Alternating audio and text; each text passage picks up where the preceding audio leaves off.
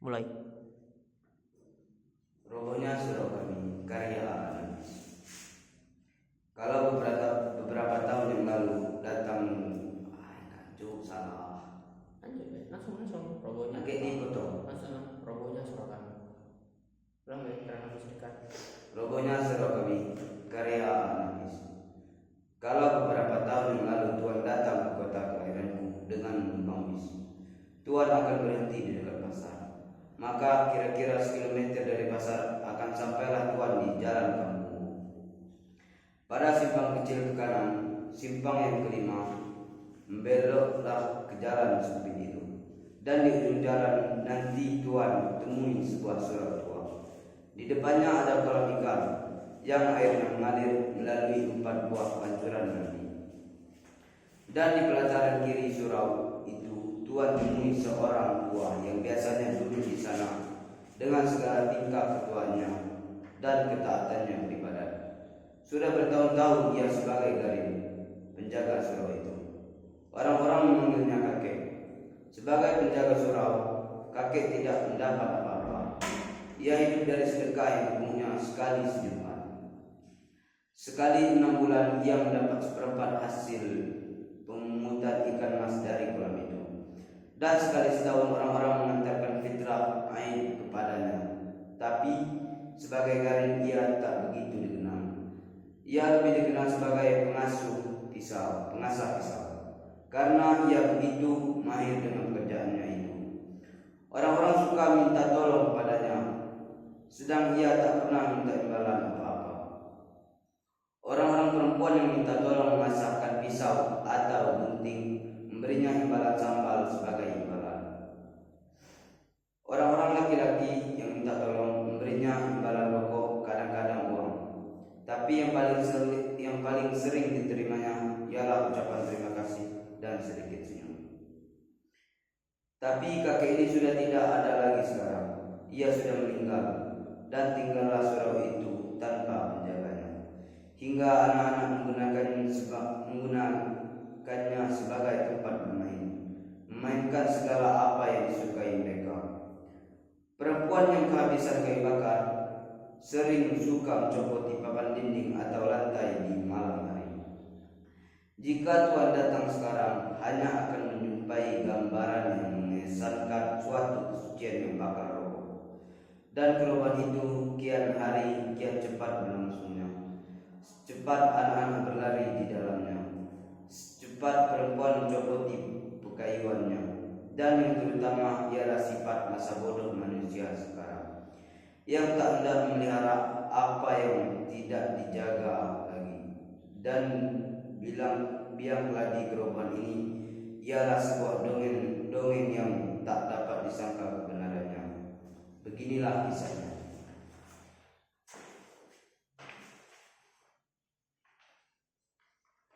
Sekali hari aku datang pula mengupah kakek. Biasanya kakek bergembira menerimaku karena aku suka memberinya uang. Tapi sekali ini kakek begitu murah. Di sudut benar ia duduk dengan lututnya menegak menopang tangan dan dagunya. Pandangannya saya ke depan, seolah-olah ada sesuatu yang mengamuk pikirannya. Sebuah belek susu yang berisi minyak kelapa, sebuah asahan halus, kulit sol panjang, dan pisau cukur tua berserakan di sekitar kaki kakek. Tidak pernah aku melihat kakek begitu durja, dan belum pernah salamku tak disautinya seperti saat itu. Kemudian aku duduk di sampingnya dan aku jamah pisau itu. Dan aku tanya kakek, "Pisau siapa, kek?" Aju Sidi. Kakek tak menjawab. Maka ingat Aju Sidi, si pembual itu. Sudah lama aku tak ketemu dia, dan aku ingin ketemu dia lagi. Aku senang mendengar bualannya. Aju Sidi bisa mengikat orang-orang dengan bualannya yang aneh-aneh sepanjang hari. Tapi ini jarang terjadi karena ia begitu sibuk dengan pekerjaannya. Sebagai pembual, sukses terbesar baginya ialah karena semua pelaku-pelaku yang diceritakan menjadi model orang untuk diejek dan ceritanya menjadi pameo akhirnya. Ada-ada saja orang-orang di sekitar kampungku yang cocok dengan watak pelaku-pelaku ceritanya. Ketika sekali ia menceritakan bagaimana sifat seekor katak dan kebetulan ada pula seorang yang ketagihan menjadi pemimpin berkelakuan seperti katak itu. Maka untuk selanjutnya pimpinan tersebut kami sebut pimpinan katak. Tiba-tiba aku ingat lagi pada kakek dan kedatang Ajo Sidi kepadanya. Apakah Ajo Sidi telah membuat bualan tentang kakek? Dan bualan itukah yang mengerjakan kakek? Aku ingin tahu. Lalu aku tanya kakek lagi. Apa ceritanya kakek? Siapa? Ajo Sidi. Kurang ajar dia. Kenapa? Mudah-mudahan pisau cukur ini yang kuasah tajam-tajam ini menggorok tenggorokannya. Kakek marah. Ya, kalau aku masih muda, tapi aku sudah tua. Orang tua menahan merekam. Sudah lama aku tak marah-marah lagi. Takut aku kalau iman kurusak karenanya. Ibadat kurusak karenanya. Sudah begitu lama aku berbuat baik, beribadah, bertawakal kepada Tuhan. Sudah begitu lama aku menyerahkan diri kepadanya. Dan Tuhan akan mengasihi orang yang sabar dan tawakal. Ingin tahu dengan cerita Ajo Sidi yang menurunkan kakek jadi memuncak. Aku tanya lagi kakek, bagaimana katanya kakek? Tapi kakek diam saja. Berat hatinya bercerita barangkali, karena aku telah berulang-ulang bertanya. Lalu ia yang bertanya kepadaku, kau kenal padaku bukan? Sedari kau kecil aku sudah di sini. Sedari mudaku bukan? Kau tahu apa yang kulakukan semua bukan? Terkutukkah perbuatanku? Dikutuki Tuhankah semua pekerjaanku? Tapi aku tak perlu menjawabnya lagi, sebab aku tahu kalau kakek sudah membuka mulutnya, dia tak akan diam lagi. Aku biarkan kakek dengan pertanyaannya sendiri. Sedari muda aku di sini bukan? Tak kuingat punya istri, tak kuingat punya anak, punya keluarga seperti orang lain tahu. Tak kupikirkan hidupku sendiri. Aku tak ingin cari kaya, bikin rumah. Segala kehidupan lahir batin kuserahkan kepada Allah Subhanahu wa Ta'ala. Tak pernah aku menyusahkan orang lain. Lalat seekor enggan aku membunuhnya. Tapi kini aku dikatakan manusia terkutuk, umpan neraka. Manakah Tuhan kalau itu yang melakukan sang kamu? Akan dikutukinya aku kalau selama hidupku aku mengabdi kepadanya. Tak kupikirkan hari esokku, karena aku yakin Tuhan itu ada dan pengasih dan penyayang kepada umatnya yang bangga. Aku bangun pagi-pagi, aku bersuci, aku pukul beduk membangunkan manusia dari tidurnya supaya bersujud kepadanya. Aku sembahyang setiap waktu, aku puji-puji dia, aku baca kitabnya. Alhamdulillah kataku bila aku menerima karunia-Nya. Astagfirullah kataku bila aku terkejut. Masya Allah kataku bila aku kagum. Apa salahnya pekerjaanku itu? Tapi kini aku dikatakan manusia terkutuk. Ketika kakek terdiam agak lama, aku menyalakan tanganku. Ia katakan begitu, kek. Ia tak mengatakan aku terkutuk, tapi begitulah kira-kiranya. Dan aku melihat mata kakek berlinang. Aku jadi belas kepadanya. Dalam hatiku aku mengumpati Dan ingin tahu menjadi. Aku nyinyir bertanya, dan akhirnya kakek bercerita lagi. Pada suatu waktu, kata Al-Jazidi memulai, di akhir Tuhan Allah memeriksa orang-orang yang sudah berpulang. Para malaikat bertugas di sampingnya. Di tangan mereka tergenggam daftar dosa dan pahala manusia. Begitu banyak orang yang diperiksa. Maklumlah,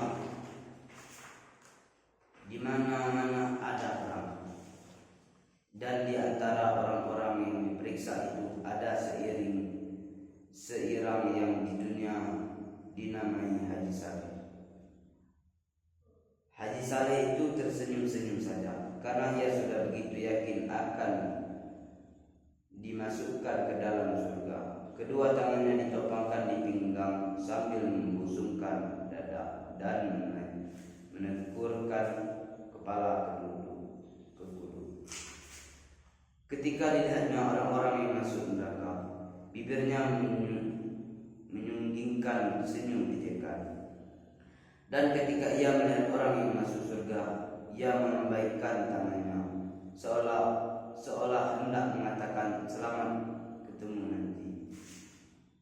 Bagai tak habis-habisnya orang yang berantri begitu panjangnya, susut di muka, bertambah yang di belakang, dan Tuhan memeriksa dengan segala sifatnya.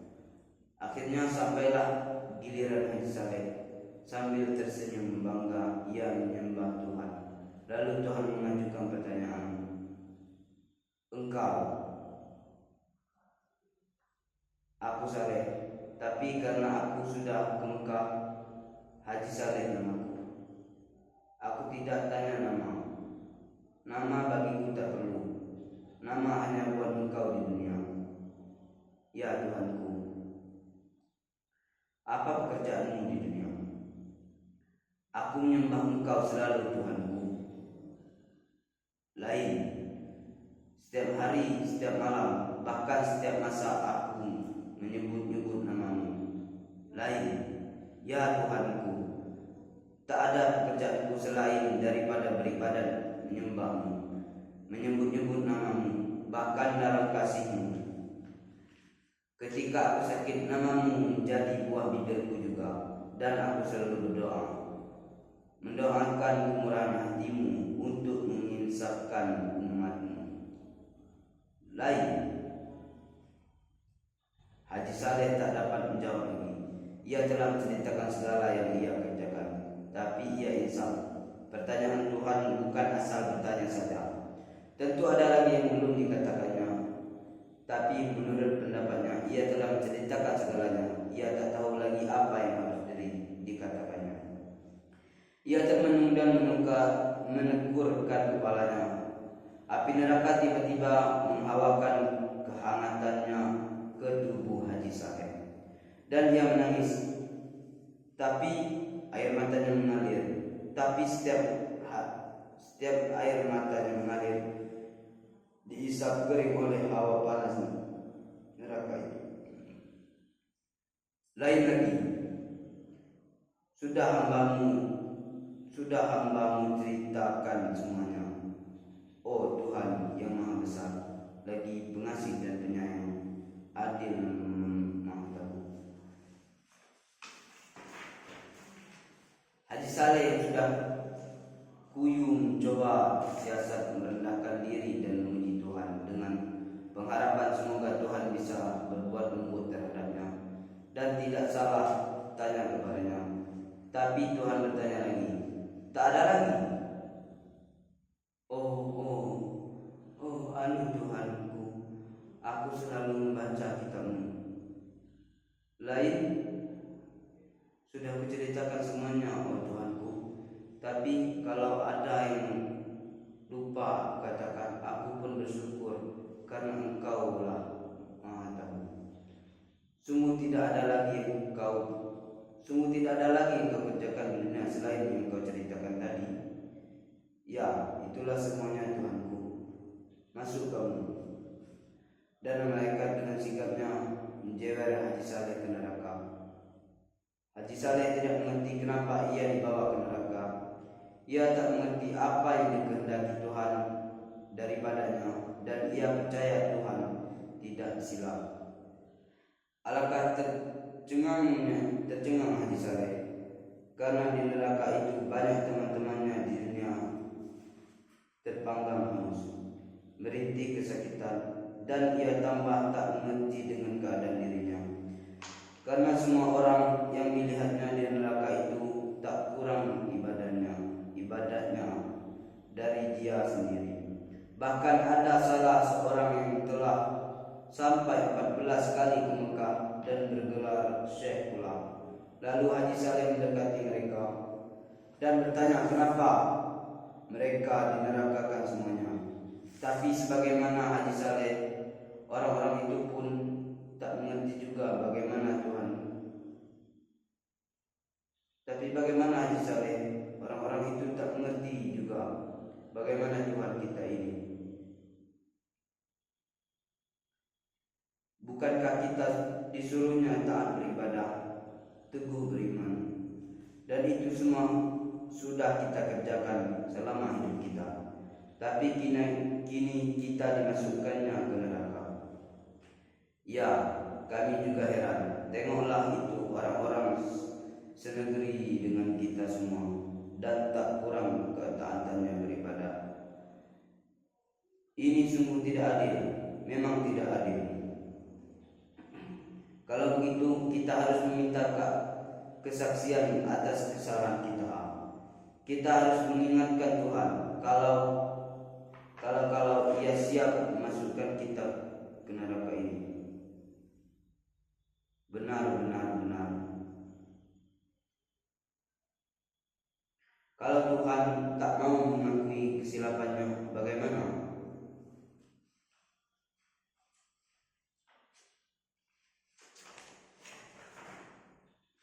Kita protes, kita resolusikan. Apa revolusikan juga? Apa kita revolusikan juga? Itu tergantung kepada keadaan. Yang penting sekarang mari kita berdemonstrasi menghadap Tuhan. Cocok sekali. Di dunia dulu dengan demonstrasi saja banyak yang kita peroleh. Setuju. Lalu mereka berangkatlah bersama-sama menghadap Tuhan. Dan Tuhan bertanya, kalian mau apa?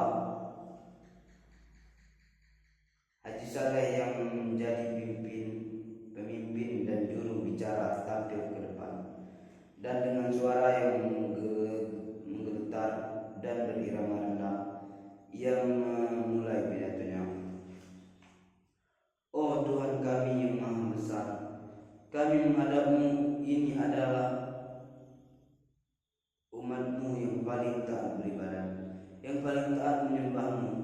Kamilah orang-orang yang selalu menyebut nama-Mu, memuji kebesaran-Mu, mempropagandakan keadilan-Mu, dan lain-lainnya. Kitab-Mu kami hafal di luar kepala kami, tak sesat sedikit pun kami membacanya. Akan tetapi Tuhanku yang Maha Kuasa, setelah Engkau panggil kemari, Engkau memasukkan kami ke neraka. Maka sebelum terjadi hal-hal yang tak diingini, maka di sini atas nama orang-orang yang cinta padamu, kami menuntut agar hukuman yang Kau jatuhkan pada kami ke surga sebagaimana yang Engkau janjikan dalam kitab-Mu. Kalian di dunia tinggal di mana? Kami ini adalah umat-Mu yang tinggal di Indonesia, Tuhanku.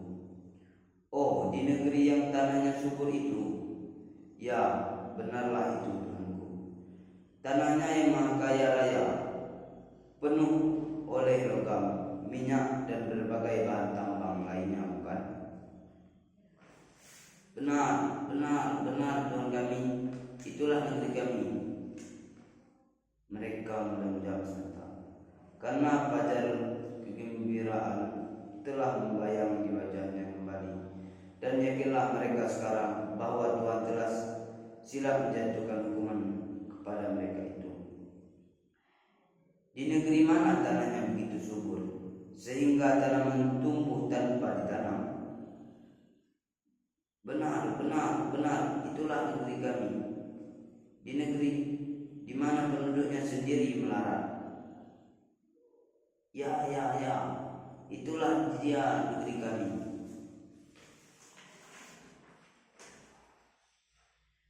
Negeri yang lama diperbudak negeri lain. Ya Tuhanku, sungguh laknat penjajah itu Tuhanku.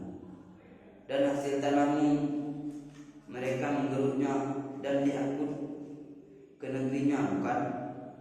Benar Tuhanku, hingga kami tak mendapat apa-apa lagi. Sungguh laknat mereka itu di negeri yang selalu kacau itu, hingga kamu dengan kamu selalu berkelahi. Sedang hasil tanahmu orang lain juga yang mengambilnya, bukan? Benar Tuhanku, tapi bagi kami soal harta benda itu kami tak mau tahu. Yang penting bagi kami ialah menyembah dan memuji Engkau. Engkau rela tetap melarat, bukan? Benar, kami rela sekali Tuhanku. Karena kerelaanmu itu anak cucumu tetap juga melarat, bukan? Sungguh pun anak cucu kami itu melarat, tapi mereka semua pintar mengaji. Kitabmu mereka hafal di luar kepala, tapi seperti kamu juga, apa yang disebutnya tidak dimasukkan ke hatinya, bukan? Ada Tuhanku.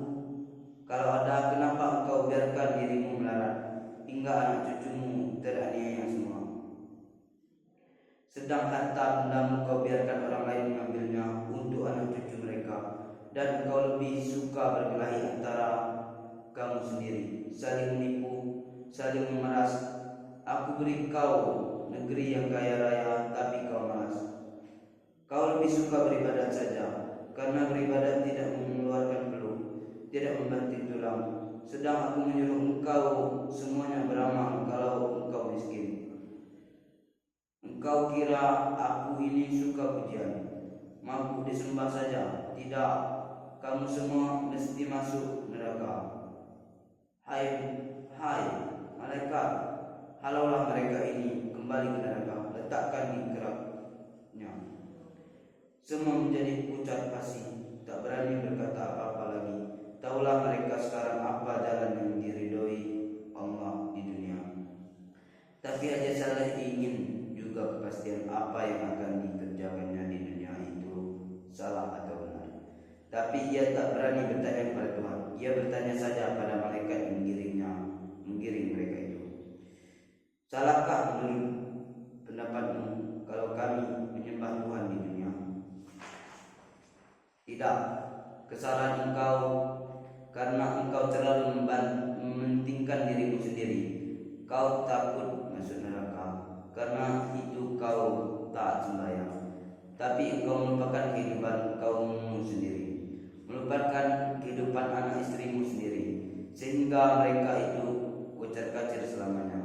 Inilah kesalahanmu yang terbesar, terlalu egoistis, padahal engkau di dunia berkaum, bersaudara semuanya, tapi engkau tak mempedulikan mereka sedikit pun.